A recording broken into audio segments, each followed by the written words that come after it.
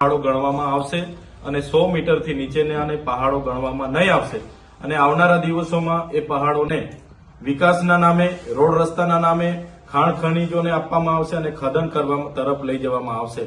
ત્યારે આવતીકાલે ખેડબ્રહ્માના ખરોજ ખાતે, ખરોજ જે 4 રસ્તા છે ત્યાં અમારી આગેવાનીમાં એક મોટું જન સંમેલન મળવાનું છે, જેમાં અરવલ્લી બચાવવા માટે આવનારા દિવસોમાં શું પગલાં લઈ શકાય, કયા કાર્યક્રમોનું આયોજન થઈ શકે, એ રચનાત્મક કાર્યક્રમોના આયોજન માટે ચિંતન સભાનું આયોજન છે.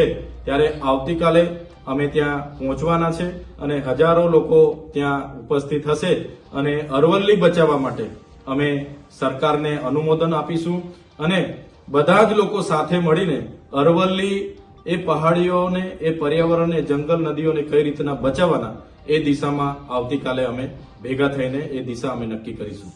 એક બાજુ તમે અરવલ્લી બચાવવાની વાત બી કરી, એ જ વાત પીએમ મોદીએ પણ કરી છે, તો એને કેટલું સમર્થન તમારું? જે પ્રકારે ગુજરાત હોય, મહારાષ્ટ્ર, રાજસ્થાન, હરિયાણા, જે પ્રકારે ભાજપની સરકાર ઉદ્યોગપતિઓના કહેવા પ્રમાણે જે જંગલો ખનન માટે આજે આપી રહી છે, ત્યારે નરેન્દ્રભાઈ આગળ પણ કીધું હતું કે એક પેડ માં કે નામ, અને લાખો વૃક્ષો વિકાસના નામે આનું નિછંદન નીકળી ગયેલું છે. ત્યારે માત્ર કહેવાથી જંગલો સચવાતા નથી. જે પણ જંગલો સચવાયેલા છે એ અનાદિ કાળથી આદિવાસી હોય કે બીજી કોમના લોકોએ સાચવેલા છે. એટલે એમના ઉદ્યોગપતિઓના ખનન માટે, એમને ત્યાં રહેલા ખનીજો કાઢવા માટે જે નવા કાયદાઓ ભાજપ સરકાર લાવે છે, જે સામે અમારો વિરોધ છે.